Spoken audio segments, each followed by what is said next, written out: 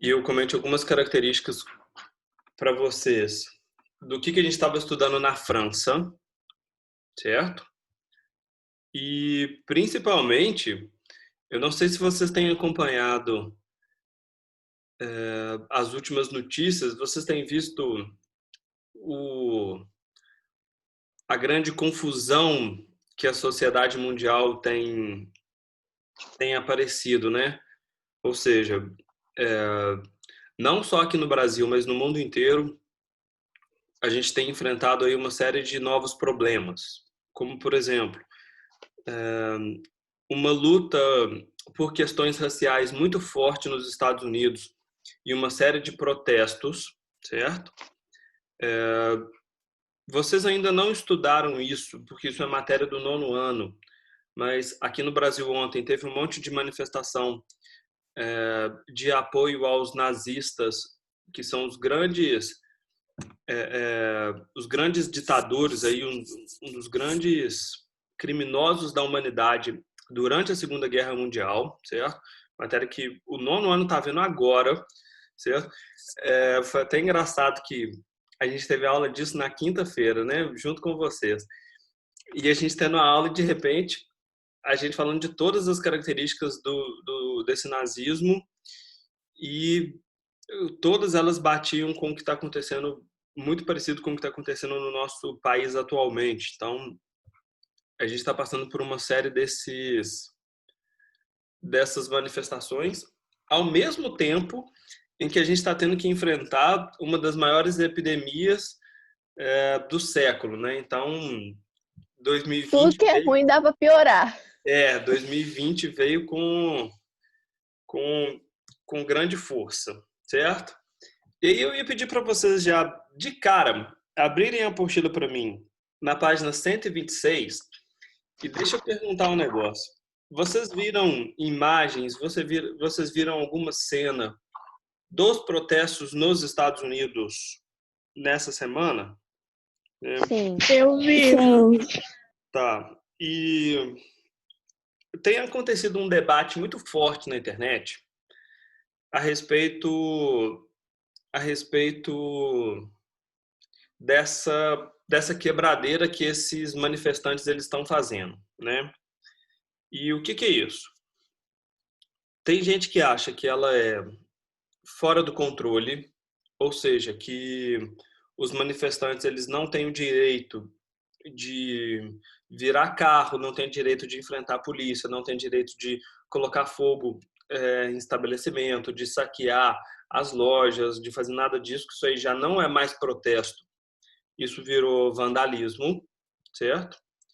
E o outro lado argumenta que esse uso da violência, ele é o último recurso, óbvio que ninguém quer isso, né? Ninguém quer sair para a rua tendo que colocar máscara e enfrentar a polícia, que já foi autorizada a começar a usar uma força muito mais letal, ou seja, responder com mais violência também, certo? E existe uma outra discussão que fala o seguinte, que quando um grupo de pessoas oprimidas, né? Porque a gente precisa trazer a nossa matéria para o que está acontecendo no dia de hoje, certo? E esse argumento fala o seguinte, que quando um grupo ele é oprimido, ele é massacrado, ele é explorado, ele sofre violência constante, né? Ele está lá sofrendo essa pressão, e ele tenta dialogar, ele tenta conversar, ele tenta se manifestar, ele tenta fazer passeata, tenta falar que no caso do episódio dos Estados Unidos atual, já teve uma série de protestos. Eu não sei se vocês vão se recordar, se vocês vão lembrar disso, mas elas tinham um slogan aí de Black Lives Matters. E o que é isso? As vidas negras importam, né? Porque há uns anos atrás, um outro episódio parecido tinha acontecido, de um mesmo policial ter matado um homem negro inocente porque o cara estava andando na rua de capuz, ele achou que era suspeito e já nem perguntou nada e atirou, sabe? E aquilo ali virou protesto, virou abaixo-assinado, virou uma tentativa de negociar. E o negócio é o seguinte: o que está sendo pedido? Olha, a sociedade ela está dividida, a sociedade ela tem problema. Se o grupo que domina, se o grupo que está no poder não for mais justo, não parar de tratar a população negra com violência, qualquer manifestação é sempre visto como um protesto sem importância. Vai chegar uma hora que isso daí, essa sociedade ela não vai aguentar essa pressão, certo? Essa população negra ela não vai aguentar esse jeito que ela é tratada, esse jeito que ela é explorada, e ela vai estourar, certo? Então, existe uma série de avisos, né? Existe uma série de tentativas de, de dialogar, e só para vocês acharem que eu não estou fugindo da aula, porque, na real, isso é a nossa aula, saca? Isso é a matéria de hoje, só que a gente só vai mudar os nomes dos personagens, só para vocês entenderem. Foi tentado dialogar, foi tentado negociar, não foram ouvidos. Esse argumento de que as pessoas elas estão passando das medidas porque estão colocando fogo em loja, estão atacando centro comercial, atacando prefeitura, apedrejando delegacia de polícia, a casa dos políticos.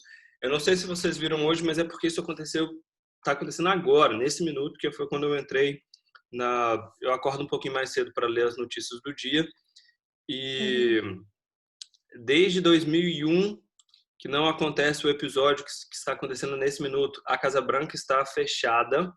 Estão ligados à Casa Branca, que é a residência do presidente, né? Ela está fechada e ela está apagada porque os protestos chegaram até ela, certo? E o que acontece? Todas as vezes que o presidente ele sofre ameaça, ele é escondido dentro de um galpão na Casa Branca para ficar protegido, sabe, contra ataque e tudo mais, contra assalto, tentativa de sequestro, aquelas coisas bem de filme. E a casa inteira, ela é tipo o filme de Avengers, sabe? É tipo os Vingadores. A casa inteira se fecha, ela fica toda apagada. Então tá assim, desde 2001, quando os ataques terroristas lá dos aviões nos Estados Unidos aconteceram, que um presidente não sofreu uma ameaça tão grande. E vamos lá, por que eu quero que vocês visualizem e entendam isso que está acontecendo? Porque quem argumenta, né? O grupo que hoje fala que é um absurdo usar essa violência para conseguir direitos, né? E violência não é o meio para a gente chegar a lugar nenhum, e de fato não é, né? A violência ela não tinha que nem ser a última medida, né? Ela não devia chegar a esse ponto, certo? Mas infelizmente ela acontece, ok? E essas pessoas hoje que argumentam que a população negra ela não pode se manifestar desse jeito, ela tem que ser pacífica, ela não pode vandalizar, que isso já não é mais protesto, isso é roubalheira, certo? Você ficar atacando fogo em tudo já não é mais, já perdeu todo o sentido. O engraçado esse mesmo grupo que fala, que apresenta esse argumento, que fala essas questões, que coloca essas questões, ele não deve estar se lembrando que para esse grupo ter chegado na posição que eles chegaram, foi necessário eles fazerem a mesma coisa, certo? E aí eu queria que vocês olhassem para mim as gravuras da página 126 e depois voltasse na abertura do módulo, na página 118. Certo? Oi. Deixa eu só te fazer uma pergunta. Por que que o presidente fica fechado? É uma medida de segurança, Manu, porque significa que a vida dele está em risco, certo? Ah, Tem um negócio que chama bunker. É como se fosse um porão todo protegido, ele é subterrâneo, tem até um elevador dentro da Casa Branca que vai para esse lugar, sabe? E ele é um lugar, tipo assim, super protegido, super guardado. Tem comida, tem banheiro, tem quarto, né? Meio de comunicação para ele poder conversar com os outros, com o É um cofrão exército. para guardar a gente. Não escutei. É um cofrezão para guardar a gente. Isso. Impenetrável. E ele só utiliza isso quando a vida do presidente está, assim, extremamente em risco, certo? ah, Pedro, eu também tenho uma pergunta. No Diga. Brasil, a questão do racismo vem muito da escravidão que teve, dessas merdas todas. O que aconteceu nos Estados Unidos para ter uma população tão racista igual a gente vê hoje e muito mais do que o Brasil? Giovana, a mesma coisa, certo? Aquilo que a gente estudou na aula passada, na verdade, quando a gente estava estudando os Estados Unidos, vocês estão lembrados daquela divisão do país em duas regiões, a região do norte e a região do sul? Que a do norte iam as pessoas para fundar uma nova sociedade, para fundar uma vida melhor e fugiam da Inglaterra, enquanto no sul as pessoas que iam, elas iam para ganhar dinheiro, para explorar, para trabalhar e tudo mais.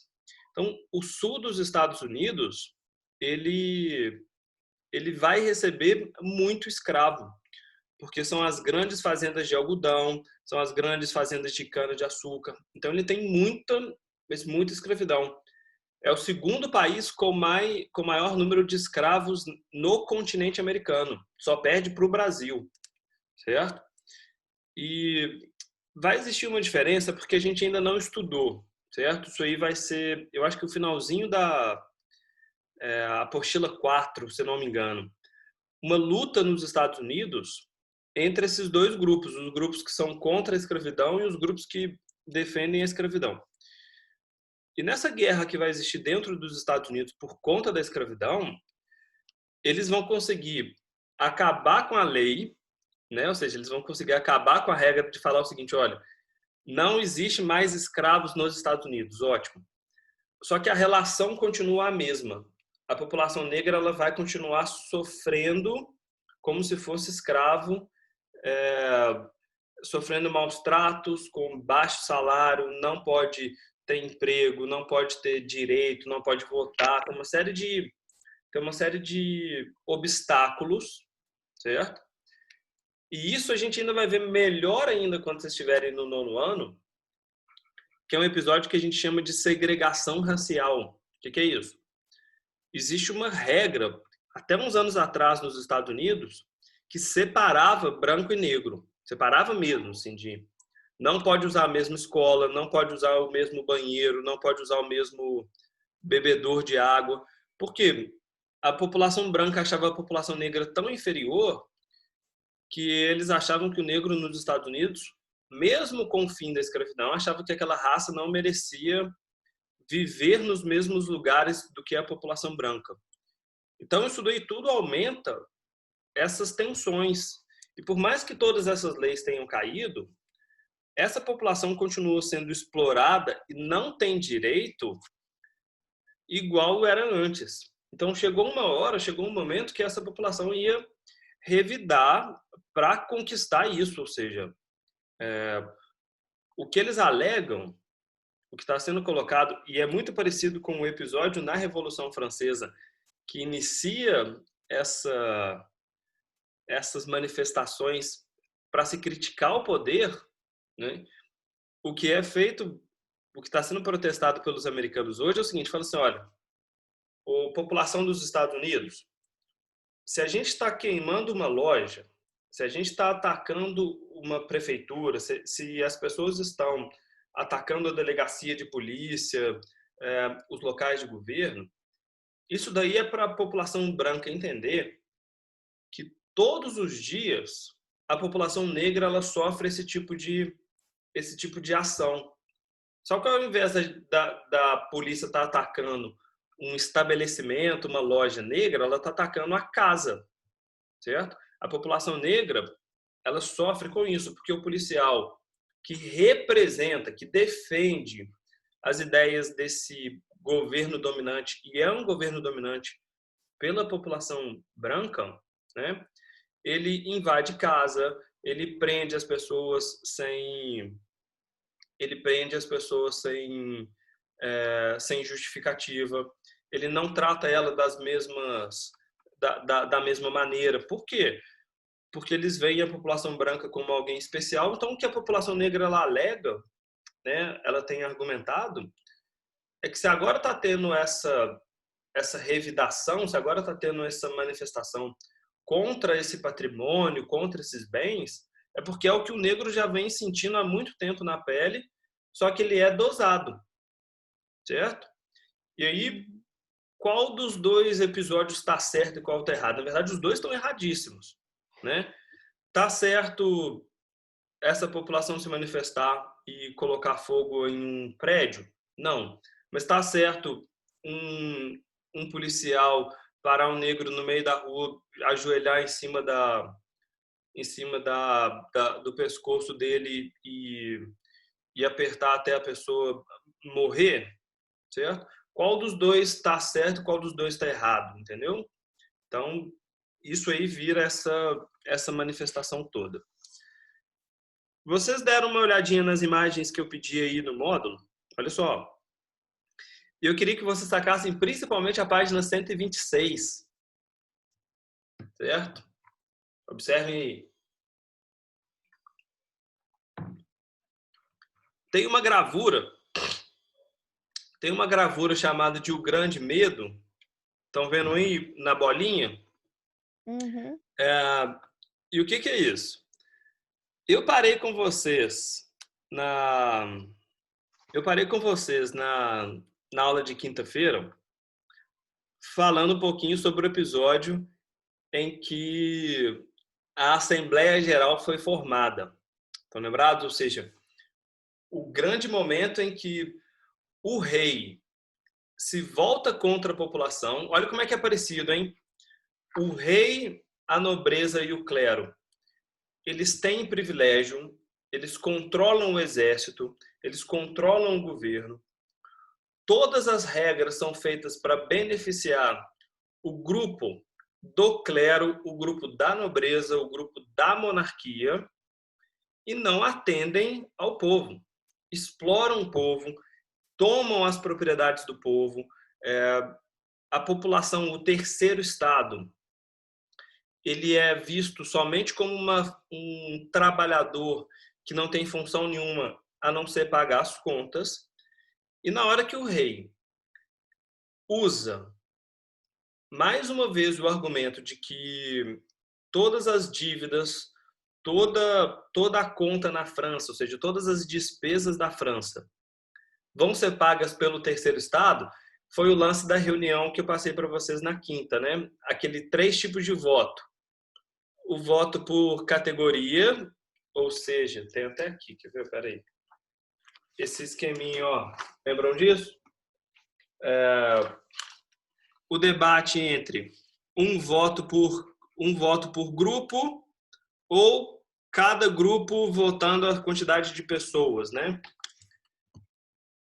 E a partir daquele momento, ficou claro o seguinte, que essa população do terceiro estado, ela se cansou do governo. Ela se cansou de obedecer às regras do rei, porque o rei não olhava mais para o interesse do povo. O rei só olhava para os seus companheiros, para os grupos que ele apoiava. O restante da população, o rei estava se lixando, certo?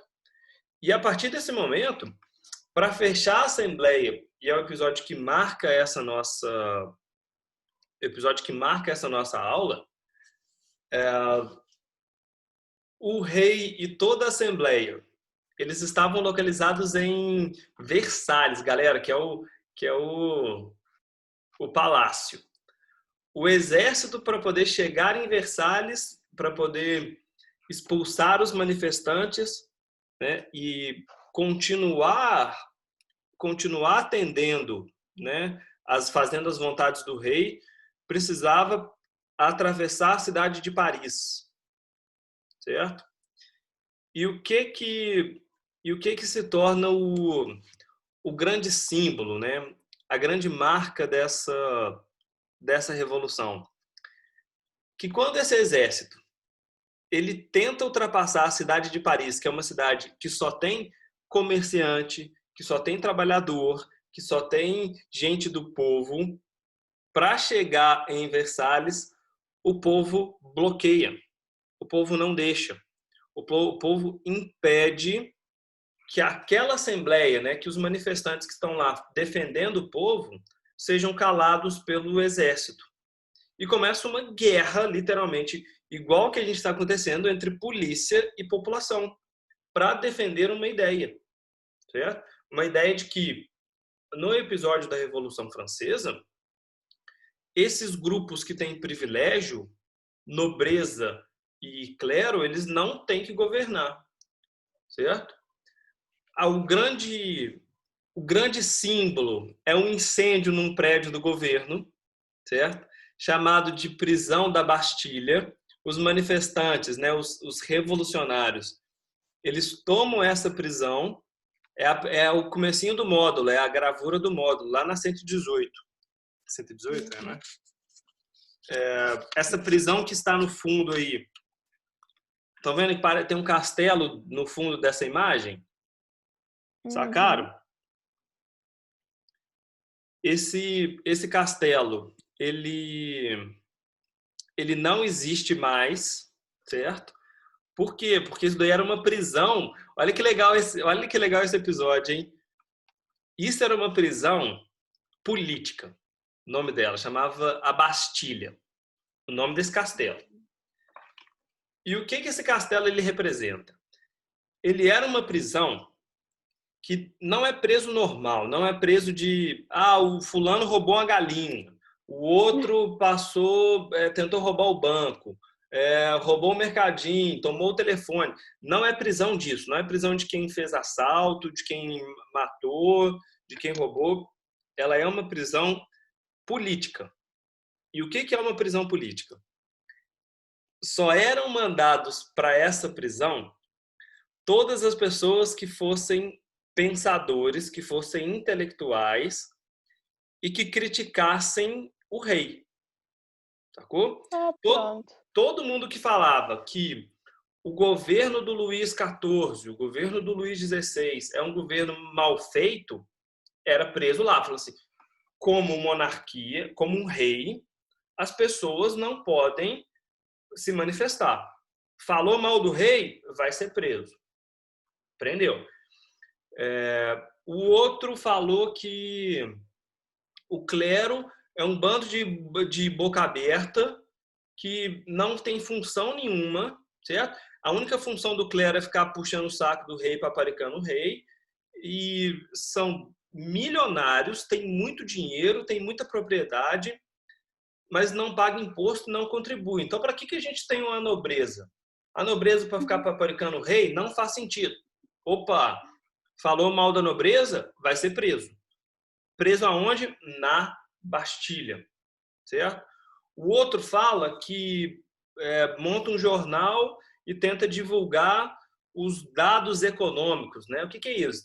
O cara tá divulgando, falando, o governo é ruim, galera. Pelo amor de Deus, tá gastando dinheiro aí, mandando fazer vestido e coroa para Maria Antonieta. Enquanto isso, o povo tá passando fome. Eu fiz as contas aqui, tem mais dinheiro sendo gasto para trazer elefante do palácio do que para alimentar a população. Então, péssimo governo. Falou mal do governo, falou mal do rei, preso na Bastilha, certo? E essa prisão, ela fica no centro, né? Ela ficava no centro de Paris. E o que é legal? Quando começa essa rebelião, quando esse exército ele tenta chegar em Versalhes para defender o rei, os manifestantes eles vão conseguir entrar dentro da Bastilha, certo? Eles vão invadir esse prédio, vão libertar todos os presos. Por quê? Porque, na real, quem está lá não é preso porque é bandido. Não é preso, justo. é preso porque estava falando mal do governo. Estava tentando defender um governo do povo, que é justamente o que a revolução está fazendo. Então, o que eles fazem? Soltam os presos e colocam fogo na Bastilha, certo? Eles vão começar a atacar bomba nela, sabe essas bombas de canhão? Olha lá na 118, no comecinho do módulo. Eles vão começar a atacar fogo nessa prisão, porque ela, na verdade, ela é um símbolo. E na hora que a prisão cair, né, na hora que essa prisão for destruída, ela é o marco. Ou seja, hoje em dia, ela muda o tempo histórico. Hoje em dia, a gente vive na idade contemporânea, certo? A fase que a gente está é a idade contemporânea. E o que marca o início dela, né, o que começa a idade contemporânea, é a destruição dessa prisão, dessa Bastilha. E por que que esse símbolo ele se torna tão marcante? Olha que doido. Ô, Giovana, parece brincadeira, se liga. Mas é porque isso aqui, o negócio ele tá na mente, certo? Por isso que as pessoas elas têm divulgado muito aquela foto, aquela imagem de uma delegacia de polícia pegando fogo nos Estados Unidos, porque aquilo ali é um símbolo, certo? E os símbolos eles têm importância. Qual que é o símbolo da Bastilha? Olha só, que doideira. Como é que isso aí entra na cabeça do povo, hein? Se liga. Primeiro, ela é uma prisão política. Okay? Isso significa que lutou contra o governo, se manifestou contra o governo, você vai ser preso na Bastilha. Okay? Aí, de repente, o que o povo faz?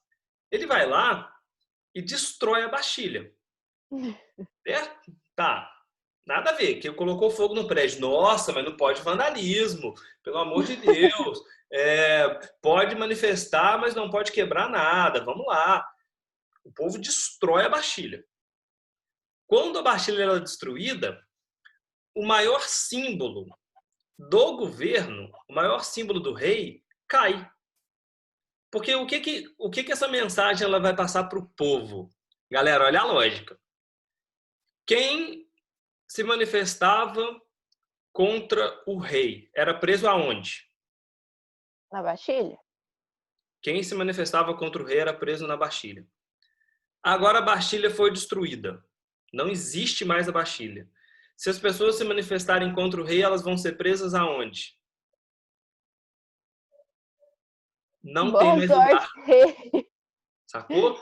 Então, na hora que a Bastilha cai, o restante do povo francês vai olhar o seguinte: opa, peraí.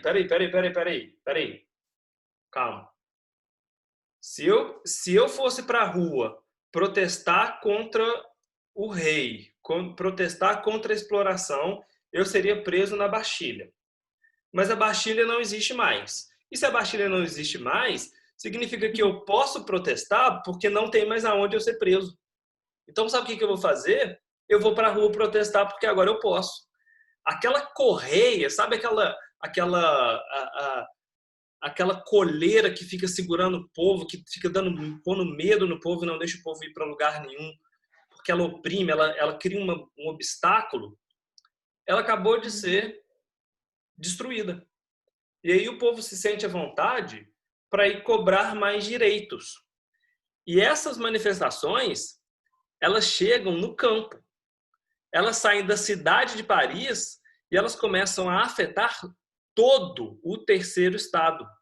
Os grandes burgueses, os pequenos comerciantes, os trabalhadores urbanos, os advogados, os médicos, os professores, os artesãos, costureiro, e ela vai para o campo, que é onde acontece a maior parte, onde a nobreza tem mais poder. E aí os camponeses começam a atacar a casa dos nobres. Por quê? Porque o nobre defende o rei. E agora, quem defender o rei está indo contra o povo. Sacou? Então, por isso que esperem, ó, para as próximas cenas aí desse episódio. Vamos ver se eu vou estar errado, quer ver? Para as próximas cenas dessa grande manifestação dos Estados Unidos, o que estava sendo feito somente em ataques a grande centro comercial, a grandes prédios do governo, se ela não for parada, o próximo passo são as grandes casas de condomínio, a grande casa das pessoas mais ricas. Por quê? Porque são as pessoas que têm o privilégio e apoiam um governo que defende essa exploração. E essa população, ela está cansada desse grupo. Ela está cansada do governo só fazer bem para essa categoria. E ela precisa que, né, ela exige que o país tenha mais justiça, que tenha mais igualdade. E aí, sabe em quais ideias esses manifestantes eles vão se inspirar para fazer um país novo? Nas ideias iluministas. Tudo aquilo que aqueles teóricos, o Montesquieu, o Rousseau, o Voltaire falavam, esses manifestantes eles vão escrever isso.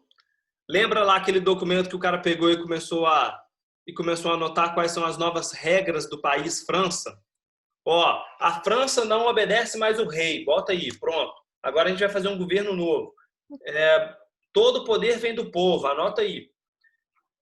Aquele documento vai servir para ser o documento que vai inspirar todo o planeta, que é o que a gente chama de Declaração dos Direitos do Homem, certo? Ou seja, o que é o direito de todo ser humano?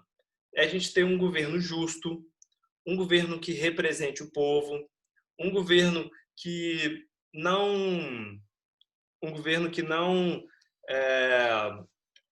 censure. Lembrando que censurar, galera, porque esse foi o argumento que eu também vi muito ontem nas redes sociais. Censurar não significa que você pode falar qualquer coisa, tá? Ah, mas eu tenho liberdade de expressão. Liberdade de expressão não dá direito para as pessoas de falarem bobagem. Tá? Mas o que é falar bobagem, Evan? Presta atenção. As pessoas não podem ser racistas, as pessoas não podem ser homofóbicas, isso por lei. Elas não podem ser machistas, elas não podem defender a superioridade de uma raça sobre a outra, certo? Tem que se defender ideias, tem que se defender projetos para mudar, projetos para melhorar, apresentar o que está errado, certo? E o que a França e o que esses revolucionários vão defender é um governo, um país mais justo, um país que fosse controlado e governado pelo povo, sacou? Pelos grupos do primeiro, do segundo e do terceiro estado, ok? Peguem aí para mim, a gente tem mais 3 minutinhos, deixa eu só grifar esses dois itens e aí a gente termina a nossa aula, beleza?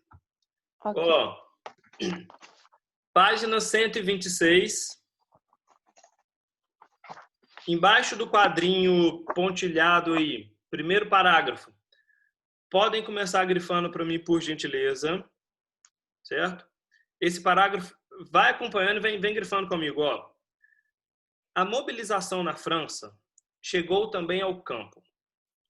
Uma população faminta, uma população submetida a pesados tributos. O que é tributo, galera? Imposto.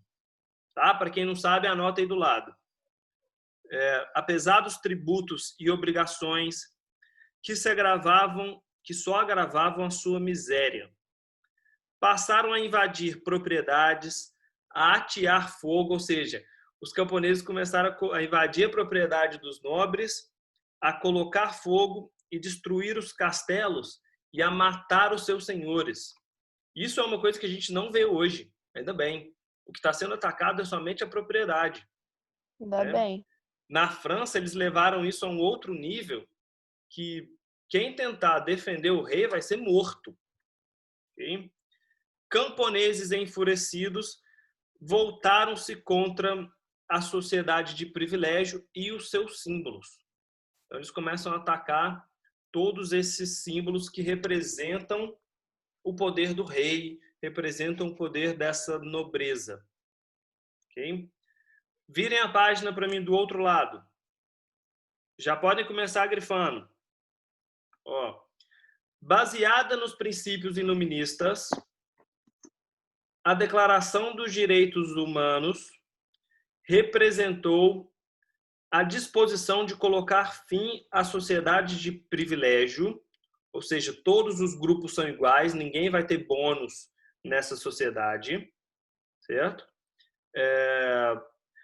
Colocar fim aos estamentos e às desigualdades de origem e conceber que os seres humanos devem nascer e permanecer livres e iguais perante a lei. Continua, pode grifar o parágrafo inteiro.